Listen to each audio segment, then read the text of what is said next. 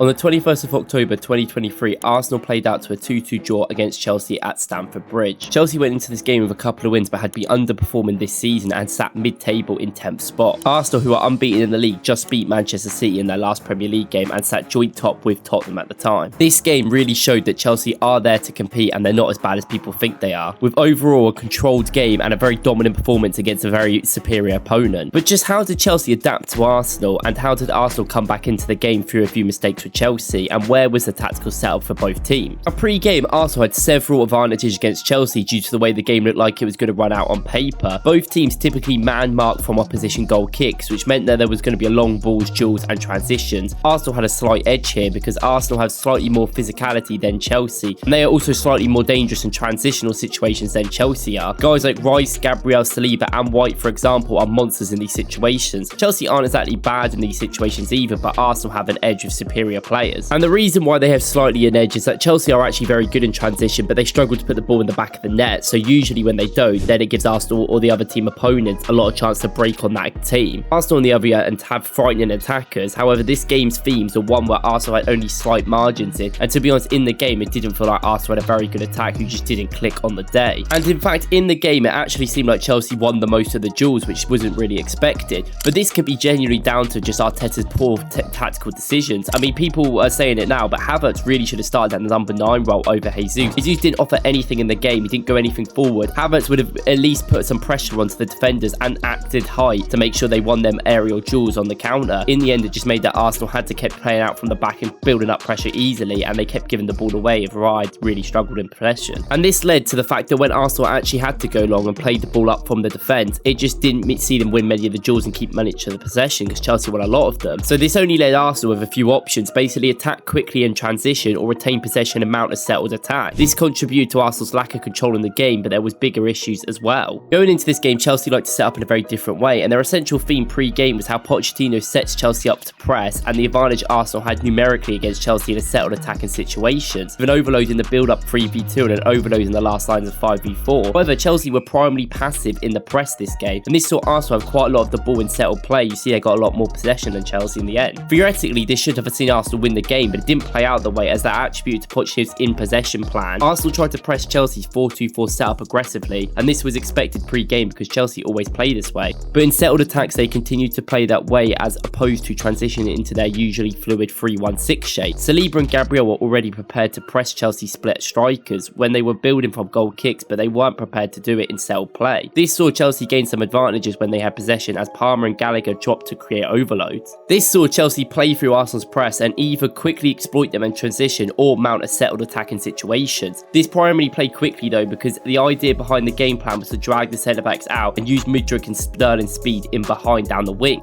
And we've seen this dynamic play out many times in the game. I mean, this is just one example, as Sterling in particular dominated his battle against Zinchenko, which led eventually, obviously, Zinchenko had to come on for half time for Tomiyasu to bring some more defensive stability for Arsenal. And the tactical adaptation from Pochettino created some chaos in the game, and Chelsea saw it go 2-0 up early in the second half. And this seriously shows how good Pochettino can be. He really did well in this game to put the normal setup out to think Arsenal were going to play the same way, but then they changed it up in game to make sure that they had a bigger advantage on Arsenal, and they limited Arsenal to literally no shots on target in the first 75 minutes. And despite Pochettino doing as best as he can, realistically Arsenal have a much more stronger team than Chelsea, and they still had a lot of individual brilliance that should be much more elevated than Chelsea's team at the moment, and they really didn't use their tactical advantages that they had in this game. Chelsea were primarily passive in the press, and Arsenal had a clear overload in the last line of attack. I mean, we've seen it a few times where Rice moved forward into the attack and just had a shot going wide. This happened a few times. Arteta's men made some careless errors which gave Chelsea encouragement throughout the game. They just kept getting better and better. Also, giving away a penalty early on doesn't help. And Arsenal really lost confidence throughout the game as well. I mean, some of the passes that they were doing were just absolutely so unreal that you just never see Arsenal do it, and I mean in a bad way. Arsenal were just really struggling to put any together passes really well, and even some of their best players like William Saliba really struggled. He made so many poor passes. I mean, so did Zinchenko, Jorginho, and even Odegaard had such an off day that they just couldn't get anything going, when realistically they should have, and they could have had a lot of chances to score against this Chelsea side. And we even saw it from the post-match interview that Declan Rice did. He took responsibility for the mistakes and basically said that was his fault, but it really wasn't, and he was definitely saying that the team just weren't very good. They were making so many sloppy mistakes and it was the worst performance they had all season, and I do think that's completely true, and I think Declan Rice was brilliant, but a lot of his players rather let him down today. Arsenal seemed a bit too angsty in possession, and they only really calmed down later on in the first half when Chelsea were 1-0 up, and they only tried to make it put a foot on the ball in the build-up, but they didn't use their advantages in attack still, and still didn't create any really chances. Arsenal had a clear 5v4 in the last line of attack, and consistently isolated Saka and Martinelli in 1v1 situations against Cucurella and Gusto,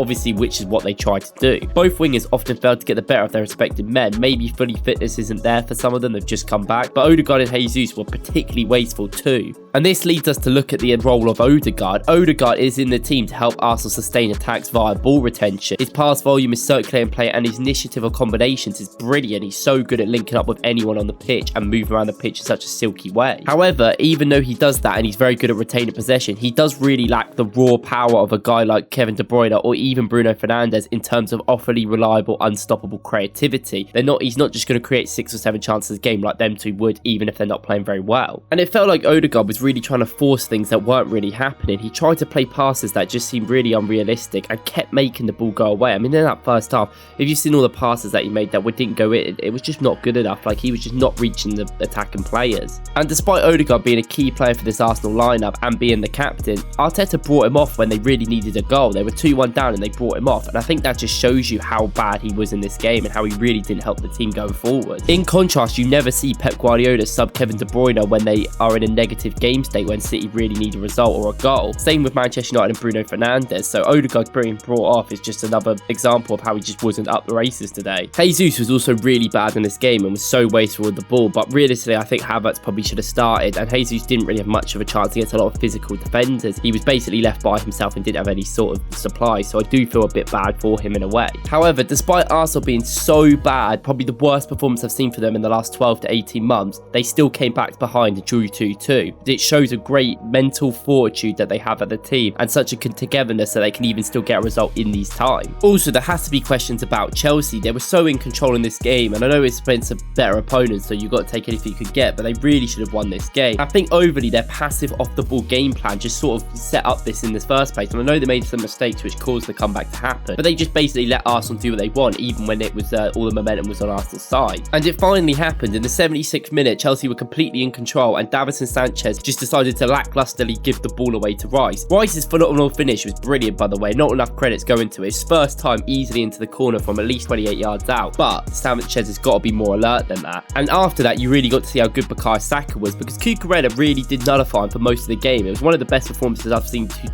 defend Saka in a very long time, but in the end, Saka only needs a moment, and he did that one cross in and that brilliant run by Trossard back post to get Arsenal the equaliser just 7 minutes later, I think. It must also be said that Arsenal improved heavily after the substitutes made after they just scored with Declan Rice. I mean, Trossard came on and so did Havertz, and Havertz was brilliant. As much as you get again, he's not going to get enough credit. Chelsea was starting to exert some technical control in the game. Havertz came on and had proved to be a reliable outlet for Arsenal, winning 3 out of his 5 duels, more than any other Arsenal player, and he only played 12 minutes. Probably proven why he should have started up front in the first place. And if he was on the start from the first place, he could have been up there to be sloppy start from Arsenal by being a target man who enabled Arsenal to move out and get the ball out to the team a lot quicker. And Jesus, who consistently lost duels to Silva and Colwill, it just didn't very help. And Havertz is much taller than Colwill and Silva as well. Overall, Arsenal were poor individually and got away with it, but Pochettino's tactics definitely had an undeniable positive impact for Chelsea in the game and definitely gave him a chance to win this game. However, Chelsea were definitely not completely tactically outstanding, because their lack of pressure on the ball basically lost a lot of control of the game, and it kind of let Arsenal come back into the game when they needed to. In the end, Arsenal get away with it and they come back with a point, so they keep their unbeaten Premier League start of the season on.